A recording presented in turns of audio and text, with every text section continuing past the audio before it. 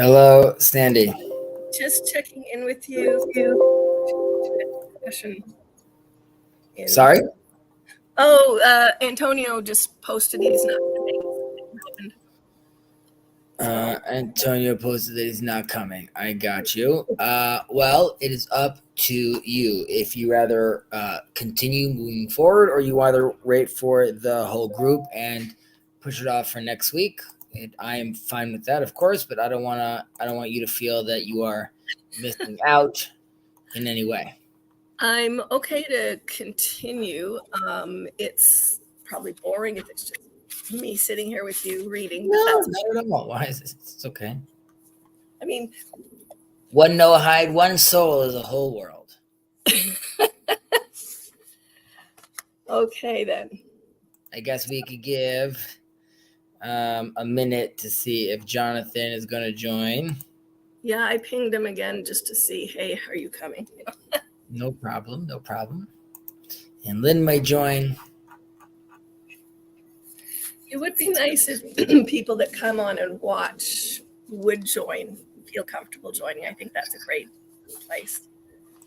I hear that, but just like with lurkers and these things at time, people need to feel comfortable with this. So I have to stop inviting them to Jacob's channel. No. I think that's great. Again, not to get into too much detail publicly, but I hope sending you strength, and my prayers are with you. Thank you. Yeah, I'm going to take a week or so to get through some of my funk. That makes sense to me. Oh. 1 second. Where are we over here? What chapter? Number 10, right? And it said 10 and 11 this week, so I don't know which, but. Right. Why did I do that, though? Is 10 short? I think so. Because 10 is short. Okay, I got it. Now I understand. All right, let me just make this a little bigger for our screen. Yeah. Okay. All right. And on the comments, anyone welcome to join. Let me just put that out there. Okay, that is out. You have the link? Yes, I have the link as well. Okay, awesome. Oh, it is there. Bad eyesight. All right. So without further ado, let's get into it. Let's start Noahiding. All right. So laws of the state. And this is what I was talking about, that I mentioned last week that Jacob might not like this, but I just wanted to give some framing. Well, I should start first with the fact that we are very thankful for Jacob for allowing us to use his StreamYard, allowing us to stream in his channel. Jacob specifically is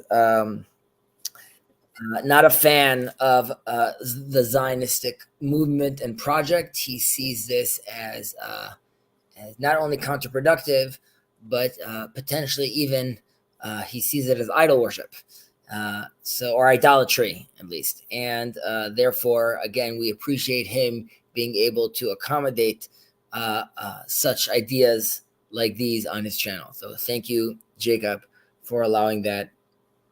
Much appreciated, and a great example of inclusivity and tolerance.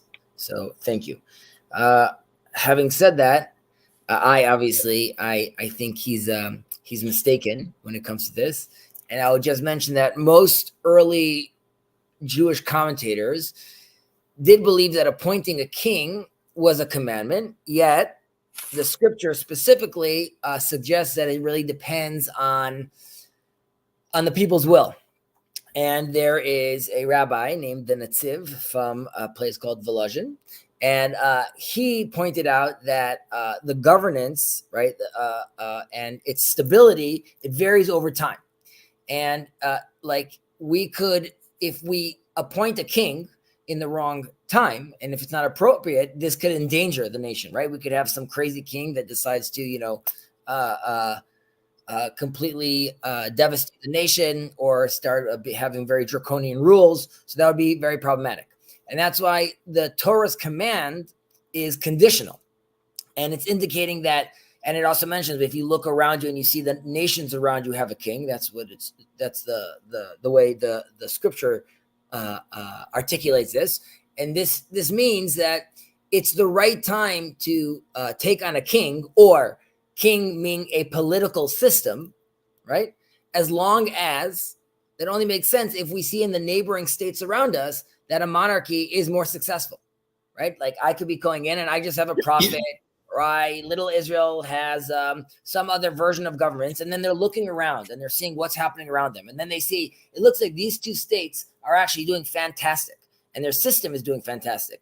Then we are to look around and realize that it's okay for us to adopt this. And I would go further and say it's not only okay for us to adopt this, you could say that there's a deeper purpose over here, which is God is commanding of an establishment of a state, right? And this is not just for religious purposes. This is to fulfill the universal mission that we have and set an example for the whole world.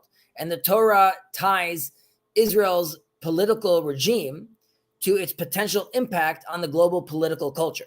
And it's emphasizing the need of a connection to influence with others, right? So if everyone else has around me has a king, or everyone else is playing a certain game, as long as it's moral and we see that it's productive, and I, as in the nation of Israel, want to fulfill my destiny and be a light unto the nations, right? So I need to be able to communicate also with them.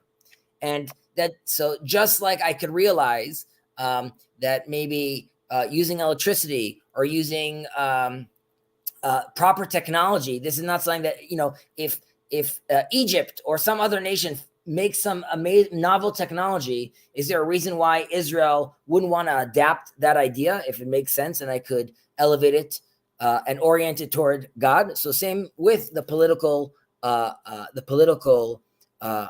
movements and structures. We're here too. This is something that we need to take on. I should specify that I do not believe that the current government in Israel, nor any previous government in Israel, is that manifestation. Okay, I don't believe that. I believe that the mission of creating or taking on and manifesting in a political force that allowed for the establishment of the state of Israel those are data points, hints, and seedlings of the right direction. I have a sort of question coming from my own background and upbringing. So even like if you take what you just told me, and for me, hello, Hi, Lynn. For me, like growing up in a Christian context, there would have been just the book, the written Torah, and you're saying the Torah says. My understanding had been that.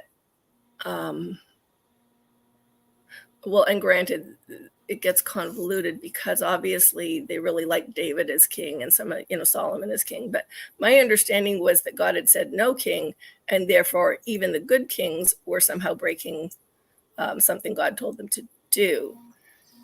That is correct. That is correct. I would say yes, which is God attitude was, why are you guys taking on a king if you guys have prophets and you guys have a direct line to me, so to speak? Why are you doing this? Then I said, if you guys really want to, you guys can, but it's going to cause you trouble, right? I'm contrasting that with the fact that that all the nations all the families of the world will be blessed through you, or in you, all the families of the world should be blessed. A promise that is given to Abraham. And then in Deuteronomy, we are told that. Yeah, 1 second. Let me find it for 1 second. Deuteronomy 17.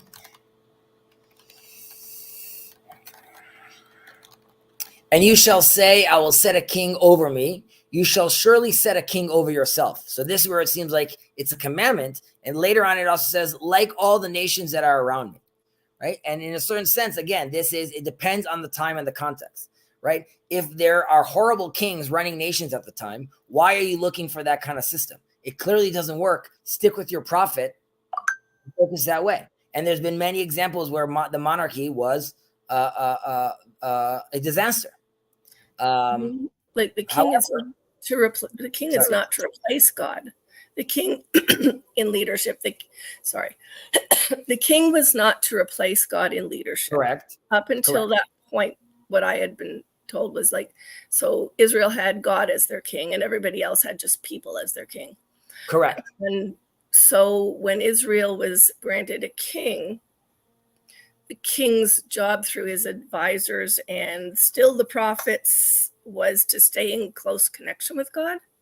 For sure. And not only that, he is to write a miniature Torah that he carries with him.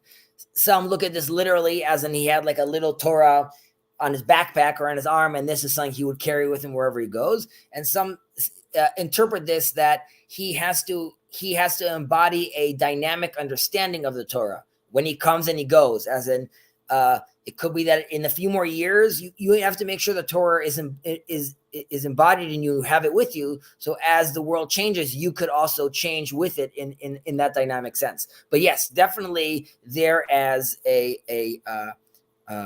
not there to replace God. But again, that only works if you could actually create a proper orientation where that king understands his position towards the prophet, his position towards the people. He sees himself as a servant of God. So again, God says, look around. If you see that monarchy is working out, then great. Then take on a king, and then here are all the laws that are relevant for said king, right? However, and again, I'm using king could be the democratic system, right? Which is not like, oh, it's the democratic system is divine. But that might be the best system that exists right now. And then the Jewish people and the nation of Israel, it would want to adopt the best system in order to promulgate their values and their ideas. So it could be that it's a monarchy, assuming that it's making sense. It could be that it's democracy, assuming that's making sense. But more specifically, when God says to the nations that are around you, because we're in a context, I am there to shine a light on, be a light for these other nations. I'm not doing this in a vacuum. And if I'm not doing this in a vacuum, I need to be able to speak and understand and communicate with these other nations. And that would be through a political arm. But that was just, again, the framing of now when we're going back and talking about the laws of the state, right? So again, I'm not saying Israel right now is the manifestation of that. So Jacob, your heart palpitations, they could relax. I'm just saying that it is not foreign to our religion and tradition. And please, God, one day, soon by us, we will find proper leaders. The Messiah will come, our prophets will come back, and we'll all be celebrating at the temple. All right, let's take it in. I'll start with number one. The state is obligated to introduce laws and regulations for the betterment of society at large. The establishment of fair law is included in the Noahide laws, which mandates a court system, right? As we discussed earlier on, this is part of the 7 laws that we have. Inside the state that I have to make these laws. Now, of course, this is difficult for Noahides, and that's why Noahides could decide to connect themselves to a state, right? And then take on the laws of the state. Specifically with regards to the state of Israel, this would seem to make sense to connect yourself to the state of the Jewish people in a certain sense. Definitely once it becomes divinely inspired, right? You could say right now it's a secular country, so I don't have to necessarily be focusing on Israel. However, definitely with regards to the rabbis of Israel and the religious courts that we have and the rabbinic courts that we have, it would make sense for Noahides to pay attention to them and ideally, hopefully, cultivate their own communities where they could have their own courts as well. Number 2. It is an obligation to obey the laws of the state that do not contradict the 7 Noahide laws, right? So very important, of course. And you could see that the rule of law is very important, as we discussed in the past. Dina de malchuta dina, right? The law of the land is also the law that the Torah accepts. However, right, as long as it's not contradicting one of the 7 laws or the Torah laws. Now, we could have this is a very deep discussion because this is part of the strife that's going on in Israel, right? We have electric companies that have now like kosher electricity that they store up during the week so they could use on the Sabbath. And there's a question, obviously the secular people in the state would rather not be doing things in that manner, but there's obviously a tension there. And clearly we're not a religious state or a theocratic state right now. It's a secular state. However, I would say that in the IDF, for example, there are issues, right, for religious soldiers. And this is why they feel that they can't participate, because they feel that this is contradicting the law or the Jewish halakha. And then there's different versions, right? Some of them are going to say listening to a woman sing is problematic, and therefore I can't be in the army service where women start singing. Other rabbis will be more lenient. Other rabbis will say it's okay, but this is that point of tension, right? So again, generally speaking, you abide by the law, not if it's if it contradicts your religion. Obviously, it's a bigger problem. And in theory, you are supposed to, of course, obey the religion. Then you have to ask your local rabbi what denomination you're on, and so on and so forth. The government, number 3. Sorry, go ahead. Oh, I just said that's really complicated. You've only got to number 2, and it's already reminding me of things that they would say in church around marriage, like if your husband's, requiring something evil, well, no, you have to do what God wants. And that's the one instance where you should disobey, what the husband says. And we're 2 steps in, and it basically goes back to what I was thinking when you were describing the difference between a monarchy and a democracy.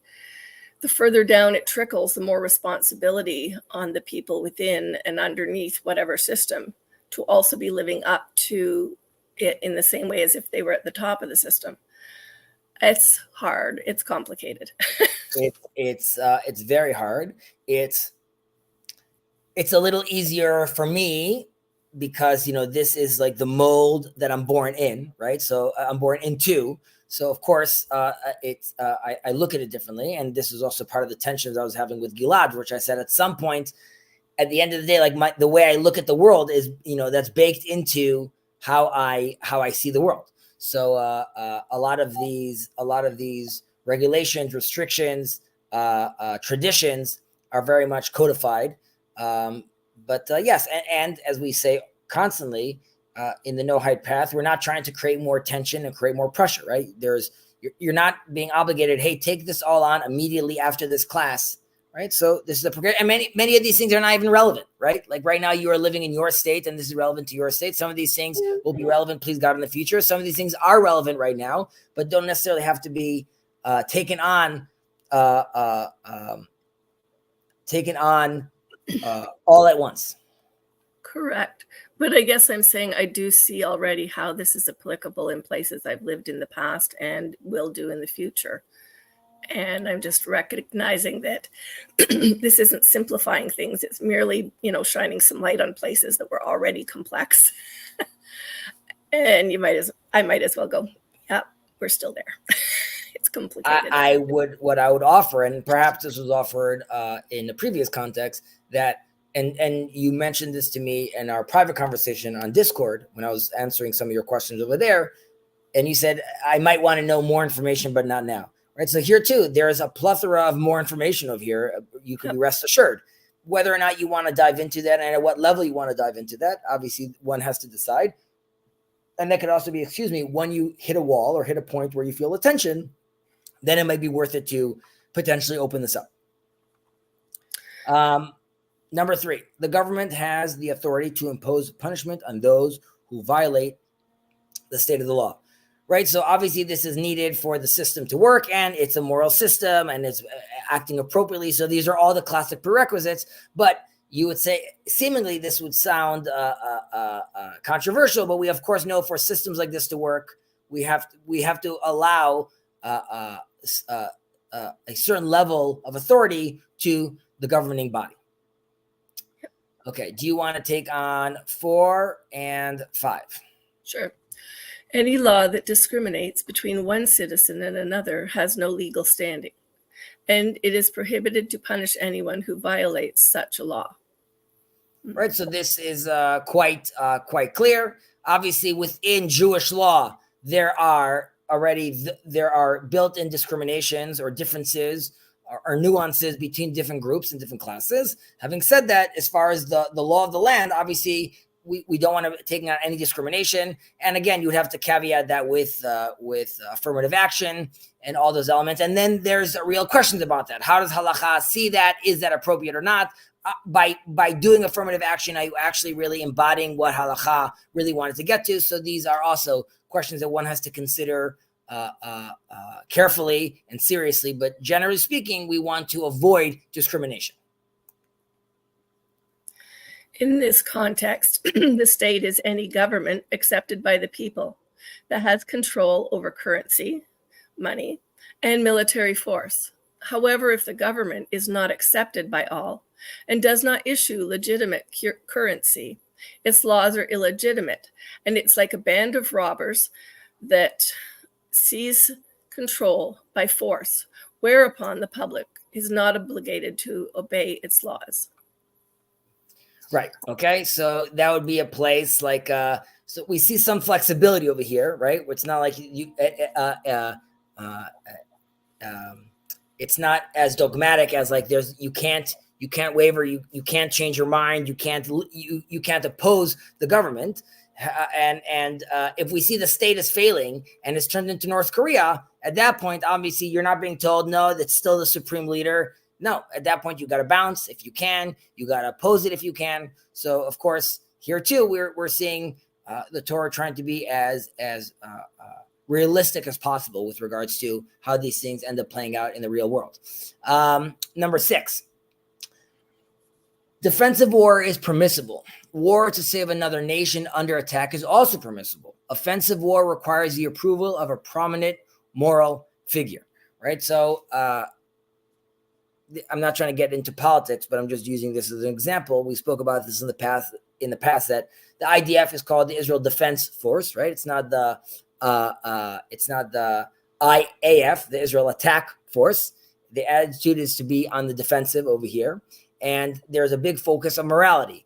If during the time of war, the Israelites would have spoken to their authority, which was the Sanhedrin or the Urim V'Tumim, the chest plate that the high priest wore, that mystical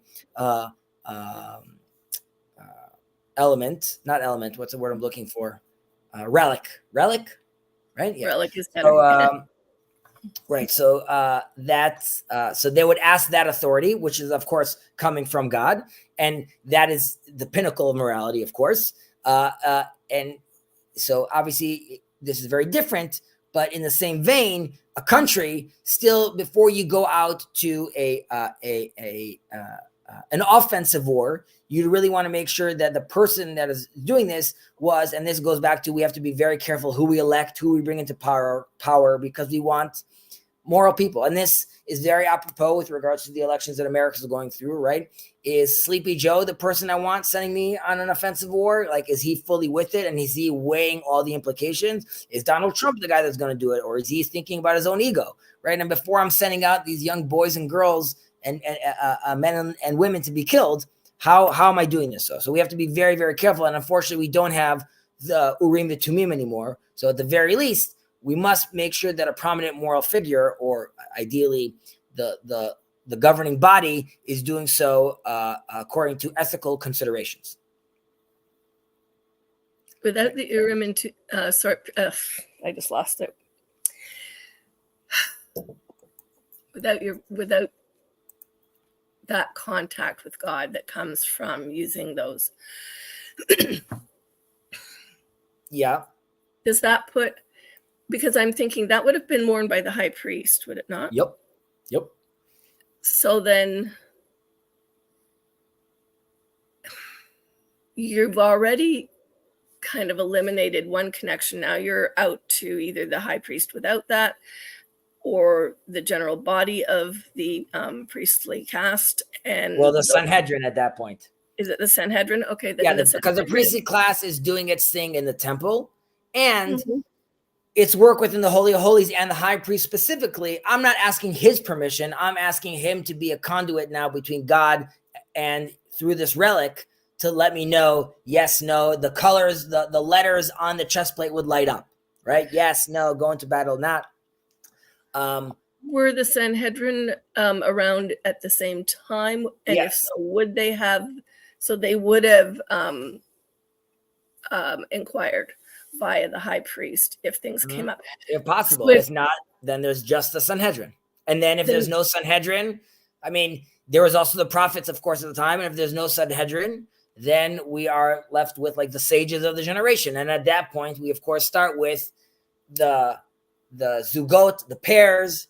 And then we start realizing that we no longer have we no longer have the single truth, right? We have different opinions, and then we also look at those different opinions as different aspects of the truth to make sure that from here on going forth, we have to make sure we are allowing for many opinions to be heard, because we have to make sure we could still ultimately attach and put together this tapestry, this mosaic, because we've already lost that direct line of prophecy, and tradition. It almost sounds like once you get down to the Sanhedrin, then, if that's the stopping point, it sounds like there's somewhat of a fracturing, in which majority is needed simply for testing. And that's what the Sanhedrin ultimately takes on. It takes on majority rule, because then that's the system that allows us to move forward in the most productive and honest way. While, of course, that doesn't mean majority rule doesn't mean I don't want to hear your opinion anymore. Your opinion is valid, and more than that, I've mentioned this a few times this week. The school of Hillel would also make sure to teach and mention the opposing view first, right? So there's still a place for that. The question is, at some point, you need to know how to act, right? The left hand, the sword has to come down, and you have to be able to know what to do. A decision has to be made. So yes, at that point, there's a bifurcation. We also see this in the wording of Moses receives the Torah from God, and that's supposed to be untarnished. But then every time it used umasar, and then he passed it on, that is no longer receiving, which is more complete. Passing it on now is already diluted in a certain sense. And then again, there's a receiving. So it was a more diluted Torah, but still received by the next group. But then again, they pass it down, and then there's confusion again. So if that's the case, no, that's, if that's the case, then okay, this is a thing I do. If I'm asking a question, or if I'm putting something to somebody, one of the things that I still tend to do, that I've done for a while, is if then I feel that I turn to God and I say, this is up to you now to speak to this person on my behalf, I'll pray for this person to hear clearly, and for, for that conversation to go well, because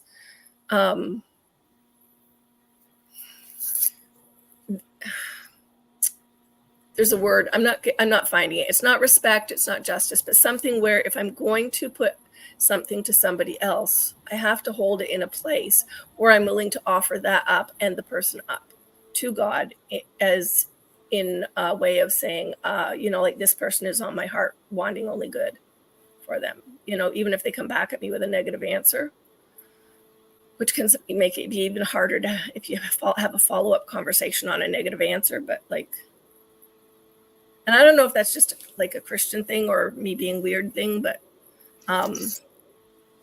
it sounds like that's the point in the story where you're showing how it goes down, where, like in Judaism, where it talks about the light, that, you're in more desperate need of all the little lights, wanting to help those sort of at the top be able to see, to be able to provide more light simply by just turning our hearts to God and asking for the people in charge? Well, yeah, we're definitely supposed to ultimately seek and look for those leaders who we believe are holding the torch or the light properly, so we could benefit from them. And our job, in a certain sense, if I understand it correctly, is to shine a light on those people, and hopefully they're shining the light. So yes, we're all holding our own flashlights. We have to make sure our batteries are changed and we're pointing them properly. Yeah. 7, states are obligated to uphold international agreements that govern the rules of war, right? So that's very understandable. And again, this is in the context of us realizing and recognizing that there's other states, right? And all of this makes sense if you believe in a state body or a political body. And this is why I go back to like the state being a natural evolution of what is required in the Messianic era. 8, the state has the authority to endanger the lives of its citizens by means of military action that promotes national security or by war. This goes back to, of course, needing a moral leader who's making these decisions, of course. I would also just explain the difference, which is we don't really have this so much in today's Western world, but there is definitely a shift towards the individual rights, me, my life, how I see it. I'm the influencer. The world, revolves around me. In Judaism, it is, of course, called a living tree, an Etz Chaim, to those who hold on to it. And we are promulgating life, and we have all these commandments to do, and we need to be alive through them, and we want to be creating life and celebrating life. And we are supposed to do that. Part of the celebration of life is, of course, also reaching out to the poor, to the needy, helping people out. It's not necessarily being selfish, but you are working on yourself by participating in the Torah and also working with your community. And that's why if there's a war that is, for the expansion of the land, and this is not a necessary war, okay, you don't have to go. And in that sense, we're here to say, like, you're an individual. Of course, you have to think about yourself in that aspect. However, when it is a necessary battle, then, of course, you are no longer an individual. You are part of a collective. You are a part of the group. And at that point, then the nation could sacrifice you for the good of the nation. And that seems scary, of course, but you willingly buy into that when you're saying, I am part of a bigger body. I'm part of the nation. And Judaism is not here. And other religions do offer, like Christianity and Islam, offer the individual salvation in a certain sense. Judaism comes in here to offer the nation, the crowd, right? That all of us together are holy. And in order to do so, you have to see yourself as part of a crowd in these moments. So when something like this happens, then yes, you could be called onto and expected to give your life. Of course, the person making those shots and those calls and those decisions should be someone that's moral, that is being guided by ethical and ideally, if by ethical means and by ethical considerations. Number 9, proper conduct in wartime. Before resorting to war, there must first be a call for peace, right? So this is always important to remember. Moses is commanded to do so, and he does so. In a beautiful manner, because we are looking for peace. We are not trying to fight with anyone. Some people say peace means to surrender, right? It doesn't necessarily mean I just want to come in peace. That means like I'm giving you the option to surrender. Joshua, we are taught that Joshua, when he was conquering the land, went around giving out the quote unquote flyers that the Israeli Air Force gives out, saying like whoever wants to run could run, whoever wants to give up could give up. And the attitude was like, don't walk in guns blazing, right? We want to first offer peace, and that I believe is also the proper way to act. And of course, in our day today, we also hope that all countries could behave in such a manner. Number 10, in the military camp, modesty and guarded speech, i.e., without gossip or insult, are to be practiced. Right. So this is quite remarkable that this is being this is sort of the standard we want. And first of all, God is always watching us. We always need to be representing Him, whether it's to the nations of the world, to ourselves, to our comrades in battle as well. And you know what? Let's even read the footnote because it's so amazing that this was done. 343 is footnote. Where is this? 343. Right. Okay. Okay. Give me a minute, Sandy, if you don't mind. I just think it's important. Let me try to give this a go. Okay. Here we go. Okay. Okay. We see over here, if anyone among you has been rendered impure, okay, by a nocturnal emission, he must leave the camp and he must not re-enter the camp. Right. Towards the evening, he shall bathe in water. We want to make sure he's going to be clean.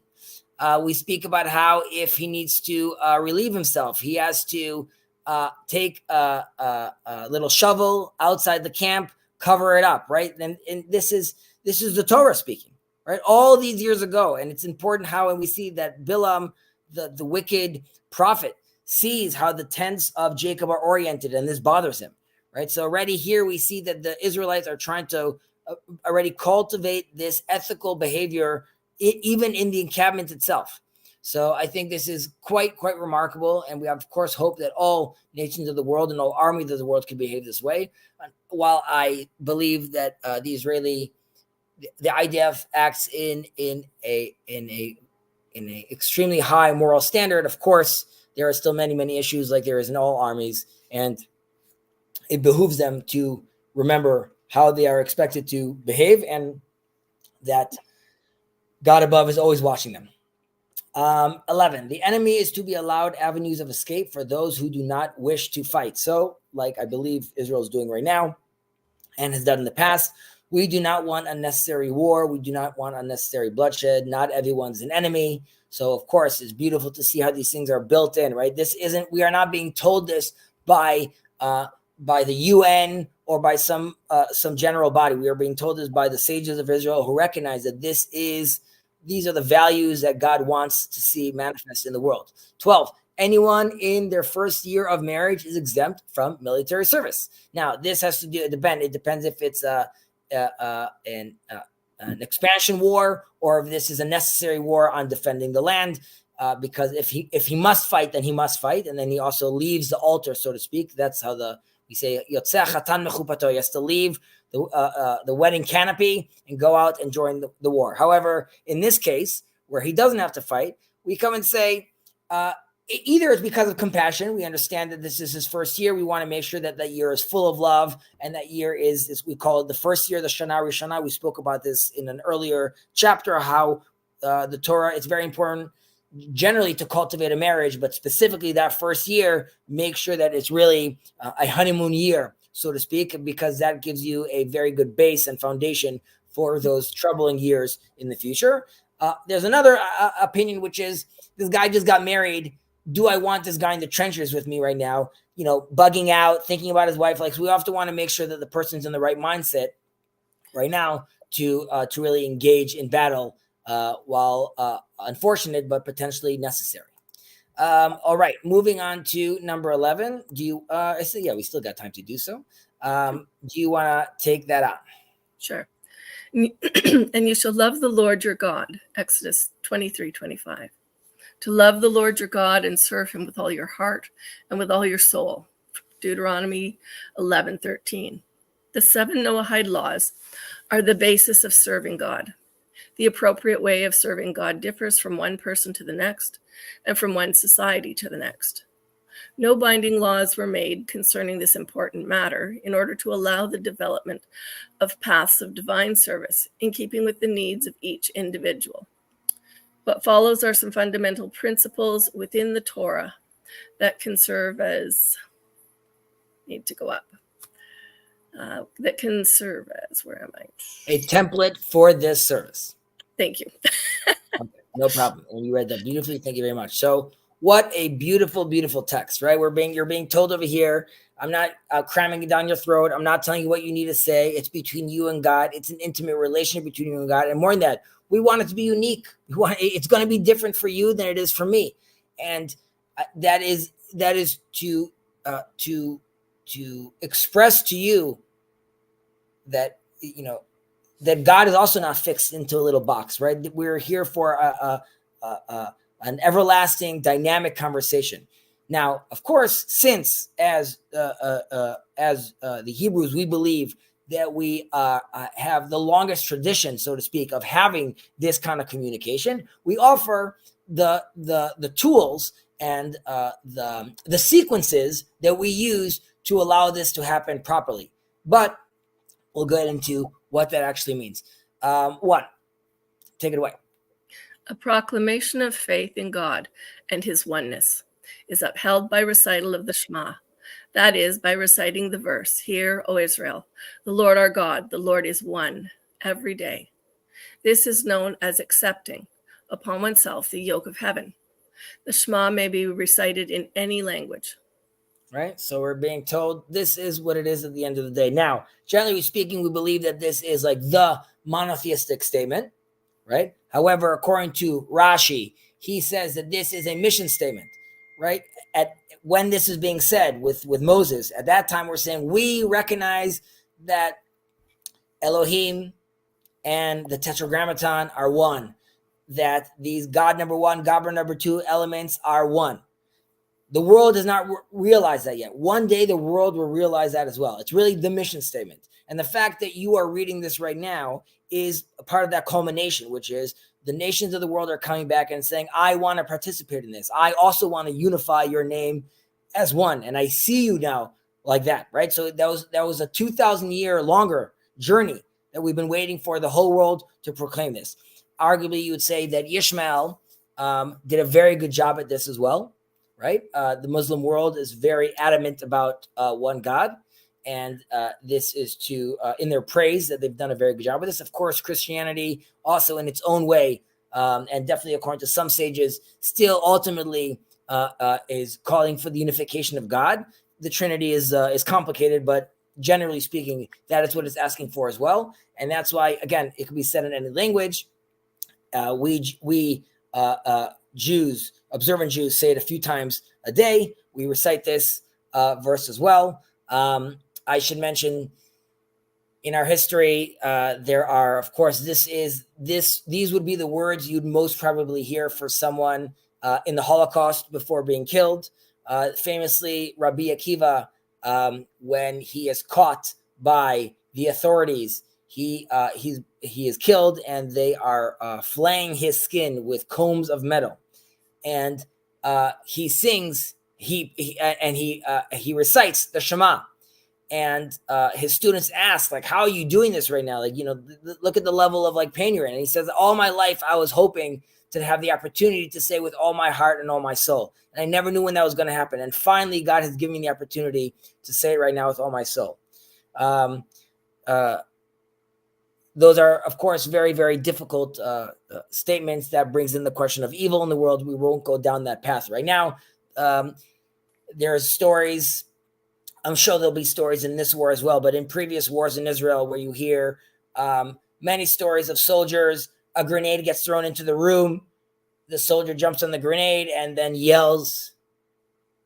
I'm just getting emotional right now because I was seeing this interview where you see these secular Israeli soldiers are in an interview talking about this other soldier, and they said, and he jumped on the grenade, and it was like, he's like, literally, like from the stories I heard, he just proclaimed the Shema. And there's something beautiful about that, obviously. The willingness to jump down, to understanding what your job is to protect the other, doing so selfishly, and then proclaiming your faith in God, of course, is it's terrifying and beautiful moment as well. So, of course, I do not want Rabbi Akiva's death. Having said that, part of me also wishes to, exemplify such devotion to God, of course. Very, very beautiful, of course.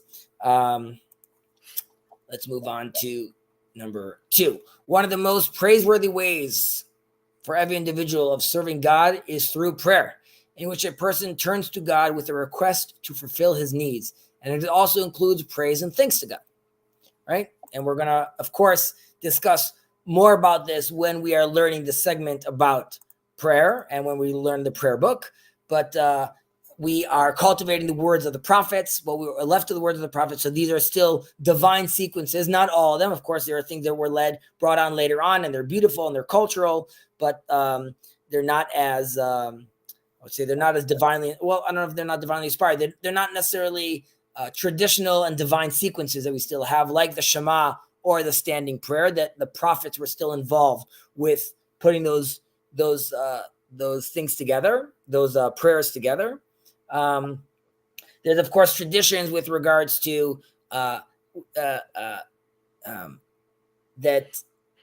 I don't know which denomination this is in Christianity, but that some of the old ancient church songs and hymns are actually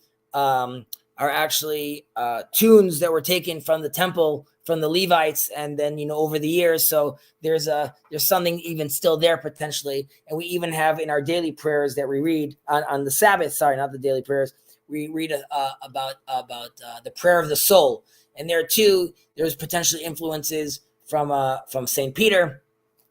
Again, we have a beautiful intertwined relationship, Christians and us. Number 3, prayer is the service of the heart, avodah shebalev, or work of the heart. The sages say, what is the service of the heart? It is prayer, right? So again, we'll speak about this more in depth when we speak about the prayer, but this is also, we call it service because it's one working on oneself. It's looking inwards, understanding how you need to improve. By improving yourself, you will, of course, also be a boon to others around you. And ultimately, it's focused on prayer. 4, a prayer is carried out in 2 forms, individual prayer and public prayer. So how would I go about explaining this? There's the formal prayer that we're talking about. There's 3 times a day. There's a group of 10 people. You get together and you pray with them. There is what we call a minyan factory. It's a synagogue that has from 6 o'clock in the morning till around 10 o'clock in the afternoon. There's a few rooms, and every 20 minutes, 30 minutes, there's a new prayer service starting. And there's people in today's culture that will run into one, move into another one, switch around. And that would be sort of a mix of formal prayer and individual prayer. And ultimately, God wants to see us. There's an element of praying together in a quorum or in a group. God wants to see us ultimately overcoming our differences and uniting as one. And so in that sense, that prayer is preferable, but that doesn't mean at any point that you can't insert your own prayer, your personal prayer while you're walking prayer. Like prayer it's open season all day long. And more than that, it's understandable if, as we see from Hannah's prayer, when she was speaking in front of Eli, her lips were moving, but no sound comes out. And he thinks that she's a drunk. And she's like, no, dude, I'm just doing my own thing. So just relax. And we also learned from her how that is how one should pray today. He should be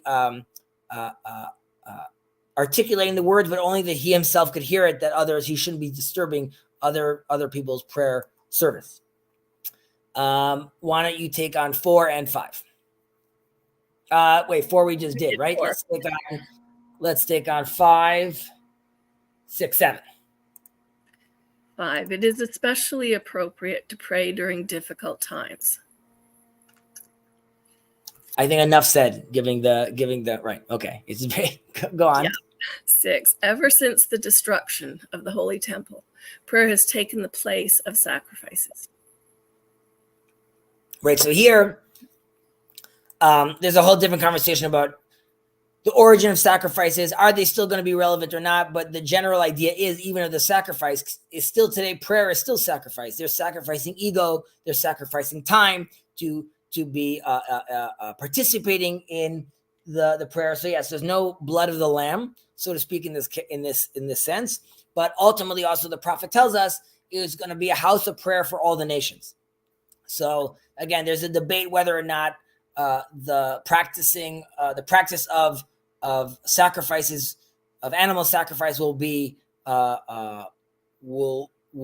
reestablished when the temple comes. Regardless, we're definitely being told that prayer, and I also believe that according to Maimonides, the fact that we have sacrifices, this is a cultural appropriation of a different mode of expression that we needed to slowly wean ourselves off of, right?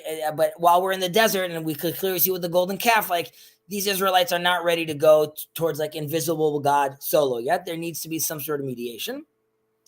And then at some point, there's a level of, yes, this is only going to be happening, but only in the temple, right? There's no building altars in other places. This is only happening up here, right? We are harnessing the very intense and strong forces of nature, which the pagans, and we're definitely tapping into a truth over there. However, we're trying to elevate the nature and bring it towards the divine, or through the nature, see where God is there on the other side. Having said that, as we mature in a certain sense, there's mindfulness and meditation is, I would say, a higher level of that in a certain sense, where you realize to sacrifice your state of mind, like we said, your ego, your time, into focusing on the divine, and hopefully embodying that state of mind at all times. But greater rabbis than me will decide what happens with the sacrifices. Let's move on to number 7. It is good to pray and beg for heavenly mercy every day. How is this done? A person begins by praising God and then asks for what he needs by making requests and supplications, and afterwards gives praise and thanks to God for his favors, each person according to his own ability. Right. So again, we'll get more into prayer when we're talking about the prayer section, when we read the prayer book. However, it still gives you a general framing over here of what we were talking about, of this, you sort of sandwiching in the middle your own personal requests, making sure to start with praise and end it with praise, as you would with the king, right? We want to, of course, know our humble ourselves and know our position. That doesn't mean we're still talking to our Father, and that doesn't mean we can't ask for things. And Dad doesn't always say yes, right? Sometimes Dad says no, and even that is a loving answer, which is sometimes hard for us to comprehend that.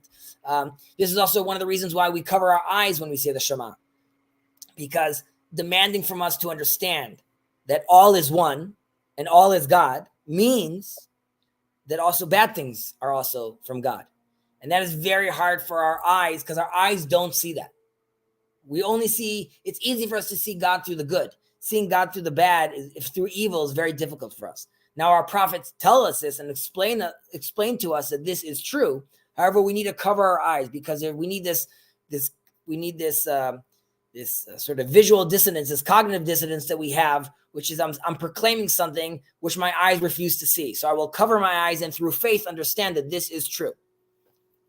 And that doesn't mean that it doesn't mean, I was speaking about this recently also, that even when we say, we are not being told to understand how God thinks, right? I'm not being told to say like, oh, Hitler is a good guy. Hitler's an evil person. Is there a ultimate good behind that manifestation? Of course there is, because it's all God. Do I understand that? No. So as the verse says, that the memory of Amalek, forget what that means, needs to be erased underneath the heavens. But it's not speaking about above the heavens, right? Above the heavens, that's for God's calculations of what that makes sense and how it makes sense. For the way humans comprehend things, I have to understand that this is an evil I need to get rid of. However, I will close my eyes and make this prayer, because I recognize that ultimately these things are good. And we make the blessing of the Shema in the twilight. between night and morning, in the evening, in the afternoon, when the times are changing, right? When doubt comes in, 1 second, the darkness is coming, and what that symbolizes. That's when I close my eyes and I remind myself, I'm not going to look at the world in front of me right now and assume I understand it as is. I'm going to have faith. Sorry that I did a little deep dive on that. No, all good. Let's move on to 8, 9, 10. A person should endeavor to pray in a clean place while dressed in his clothes.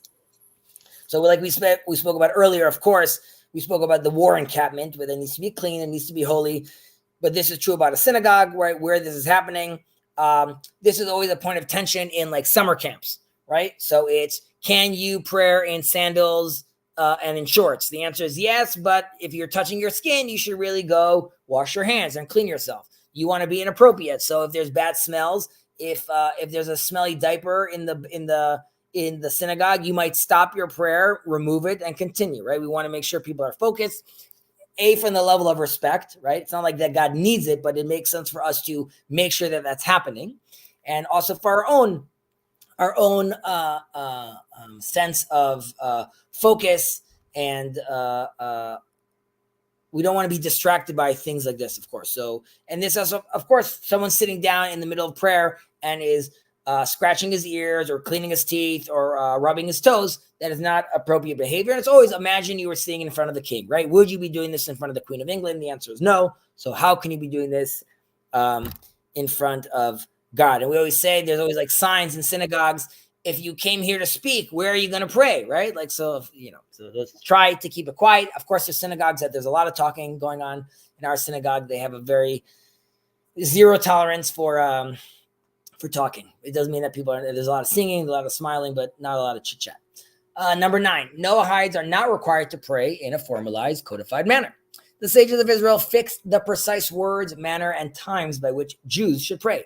Noahides are welcome to take inspiration from these practices and adapt them for their own needs. And this goes back to how we started this section, which is it's your own individual path, and no one's expecting the Nigerian Noahide to look like the Canadian Noahide. We want to make sure that we're still generally speaking the same language, and that doesn't necessarily mean literally the same language, right? But here too, like we said, Judaism has a history of having these sequences, this tradition, and therefore it makes sense for Noahides to take these things on. But it's not a must. You can, like we speak about all these proper conduct behavior. 10.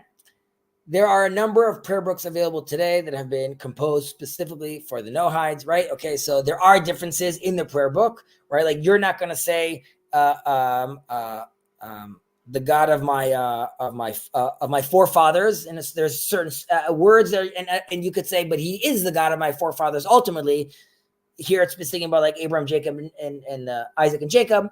That I was been commanded to, right? I use the word I was commanded to. In some verses, you're not going to use that because you weren't commanded to. And that doesn't mean that God's not interested and not hearing you and doesn't appreciate the prayer. All that's true.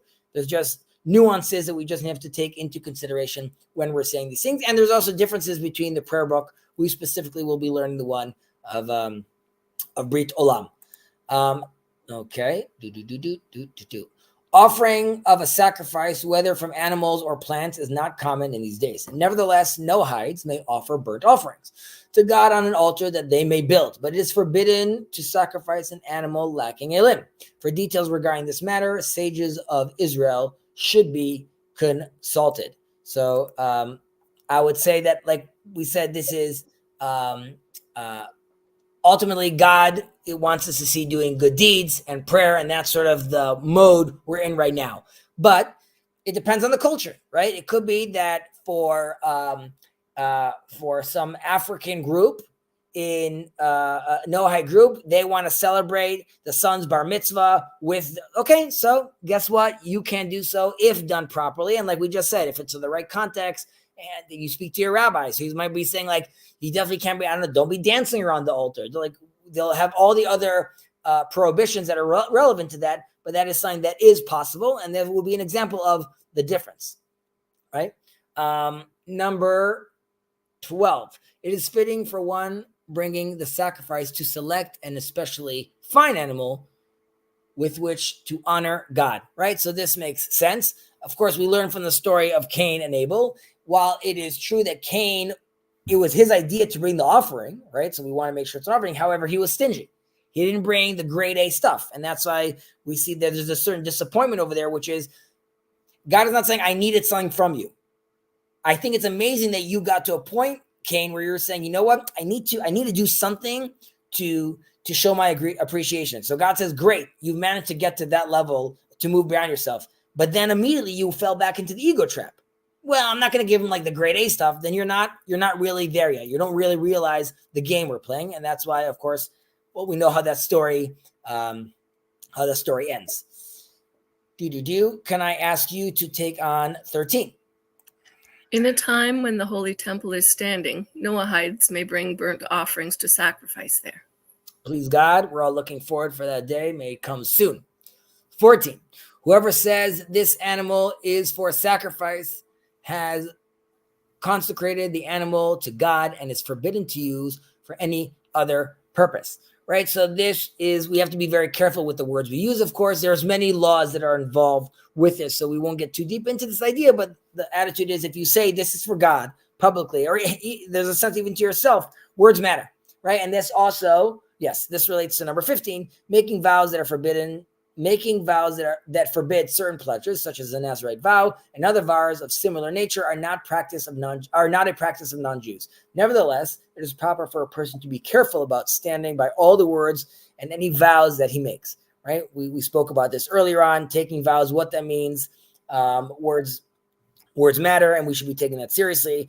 When taking vows on a Bible, if it is a Bible, should it be an Old Testament? Do I say I take a vow, or do I say I declare? We spoke about how to act with someone that makes vows.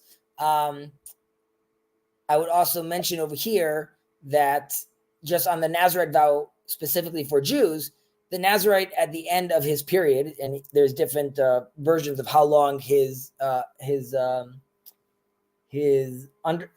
how long he undertook to take on this vow, he brings a sin offering to the temple. And the reason he brings a sin offering to the temple is because you might have reached these high levels of spirituality. Nevertheless, to do so, you decided to deny yourself the gifts of God, right? You said, I'm no longer going to have this. And God says, that's great that on one level you hit reach that new spiritual height. However, you still denied what I gave you.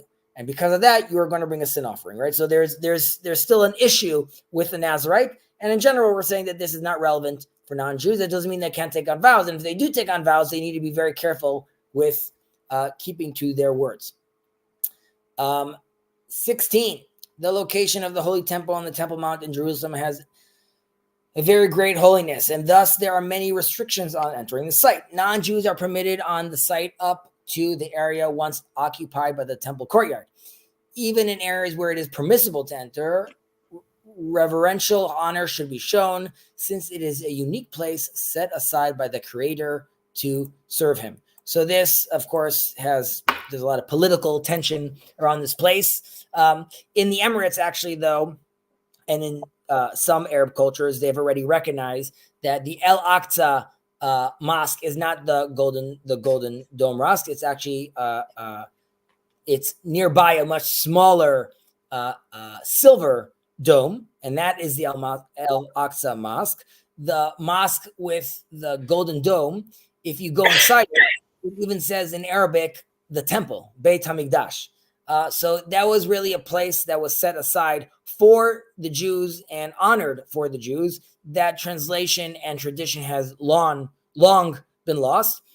There are people that go up to the Temple Mount. I personally was never on the Temple Mount. It's quite crazy because on the Temple Mount currently, if you go on, you are not allowed to bring any prayer book with you if you're a Jew. You're not allowed to pray, and if they see you mumbling, you get into a lot of trouble, which is quite crazy. But nevertheless, the status quo and avoiding tensions was and is an ideal. There's a lot of tension over there, and of course, it's going to recognize my Muslim brothers to see me for who I am as the nation of Israel coming back to its land. And as the angel tells Hagar, return to your mistress. And by that it means return, shuvi, tshuva, repent. Come back into the tent of Abraham and we could live together peacefully. And hopefully those happen soon. As far as the exact location of the temple, we're never told in the Bible that this is the location. Yes, the place Jerusalem is mentioned many times, and by the Bible I mean in the 5 books. We're not being told that that's where it is. However, we are told that it is the place, the mountain. Those obscure terms are used. We are known that they rest between the shoulders of Judah and Benjamin, and that would be a place in Israel, location where the settlements, not the settlements, where the land portion for Judah and Benjamin meet. This also relates to a vision of the King David. If people want to get into more exact sources of how we identify that as being the place, is welcome to ask on the Discord. Okay. We are almost done, so let's take on the last few. Okay. Cleaving to God. 17. Any person whose benevolent spirit. This is really, so this is taken from Maimonides. This is quite a fascinating text. It's actually, it really begins with not only the tribe of it starts with not only the tribe of Levite, but any person whose benevolent spirit and understanding mind have brought him to live separately, to stand before the Lord, to serve and worship him, to gain knowledge of the Lord, and to walk in a straight path as God created him, and to remove from his neck the yoke of human calculations, is consecrated as the most holy soul, and the Lord will be his portion and his inheritance forever and ever. Now, what's amazing about these dramatic verses, or this dramatic verse, is he's talking about a non-Jew, right? Maimonides is talking to the world, and ultimately he's saying, and we spoke about this in the intro, between the difference of the Noahide and the individual, the Moses path and the Abraham path, where Maimonides says in the laws of kings and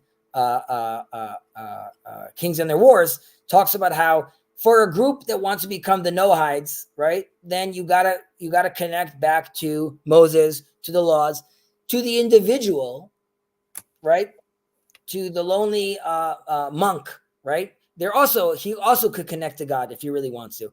Now we could expand this, of course, as well. And like we said, like Abraham was running before God, right? He was, unlike Enoch and Noah, he wasn't sort of walking with God or behind God, but rather he was looking to stand alone and just embody what God is asking from him, even without being asked, right? I want to live in this sense. So it's a very, very powerful quote by Maimonides. 18. Torah study conducted at fixed times and with self-sacrifice is among the supreme values of the Jewish people. Whoever is occupied with Torah for his own sake merits many, many things, right? So you and I are participating in this right now. I'm not trying to give myself a thing about like the sacrifice I'm doing, but the attitude is this, of course, not only do I enjoy this, and I enjoy my time with you, Sandy, but the reason like my wife appreciates this is because she sees this as a value, right? Learning Torah, understanding God, manifesting Torah values, sharing Torah values. This is extremely, extremely important. And Noahides also can make themselves study groups. There's podcasts. All those things could still be considered the study of Torah. And we, of course, are worried about acting properly, not because we gain the reward, where we're not doing this for the reward. We want to be part of a spiritual circle. And so that's why, while this is the bread and butter in the Jewish life, this is a recommended practice for Noahides to give themselves and build, you could call them Bible studies, but really allow time every day to ruminate and participate in the learning of Torah. Number 19.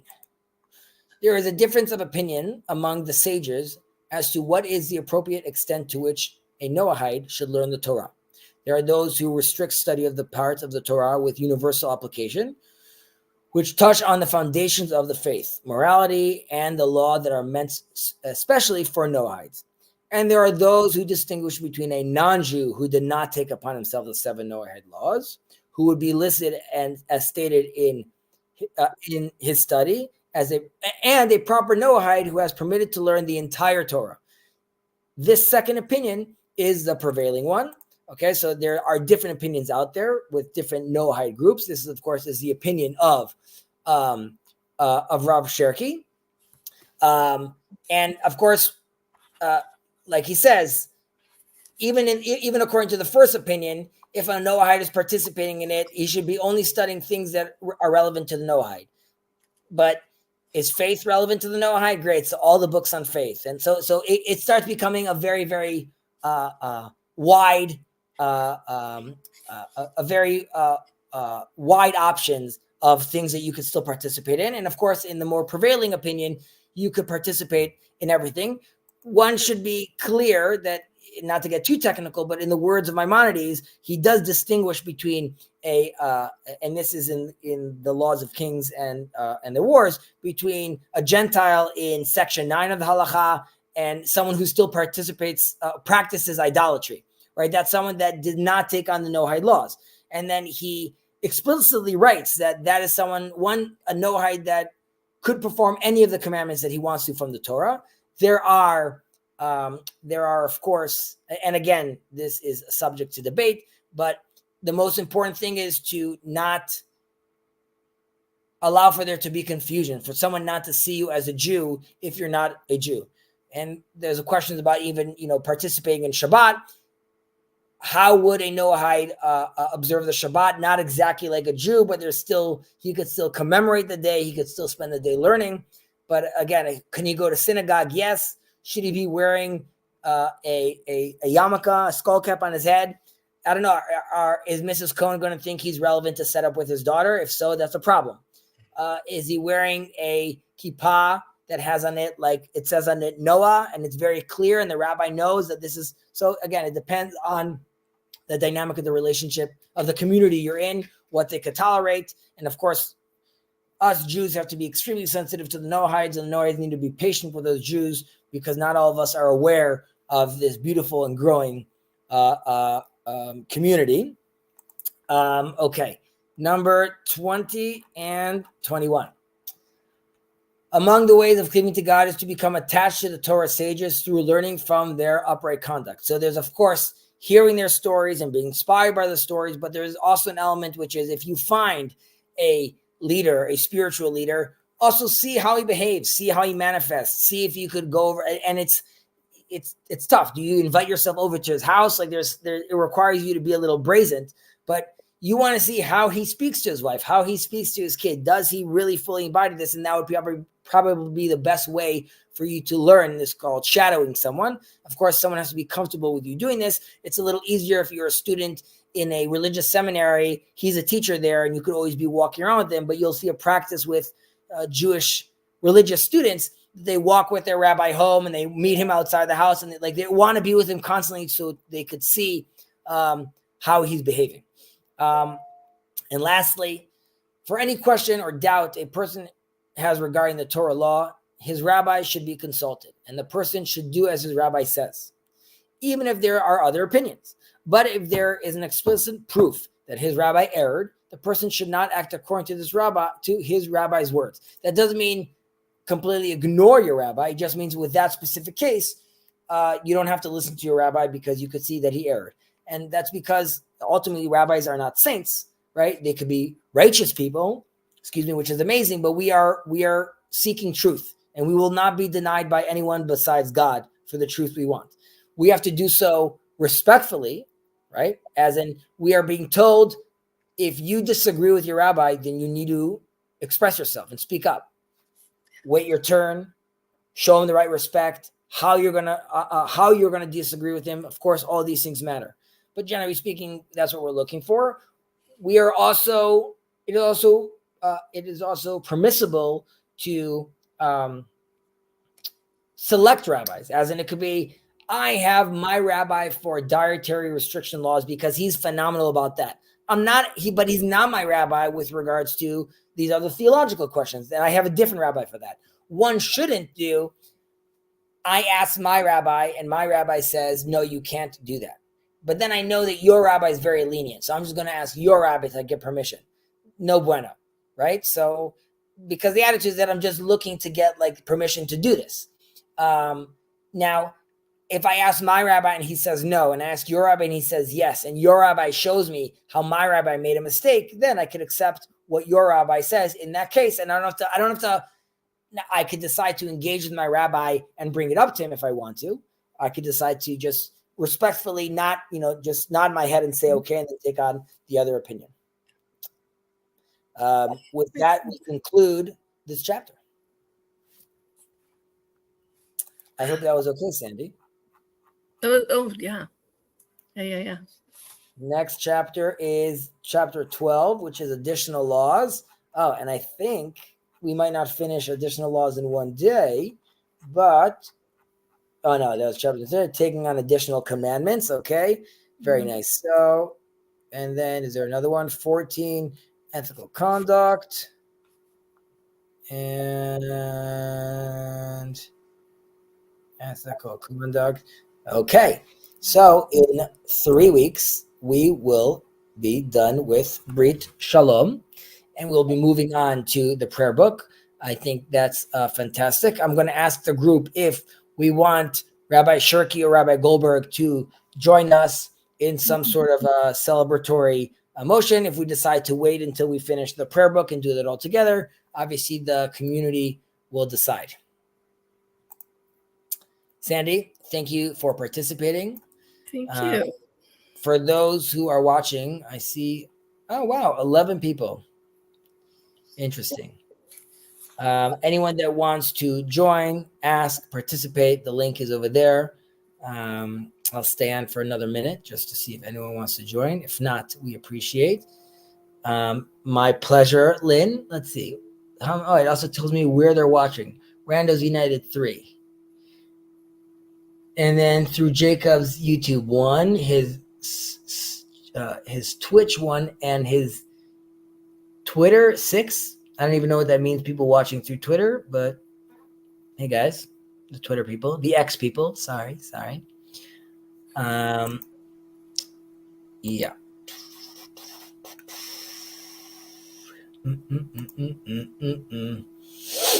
All right, Beseder.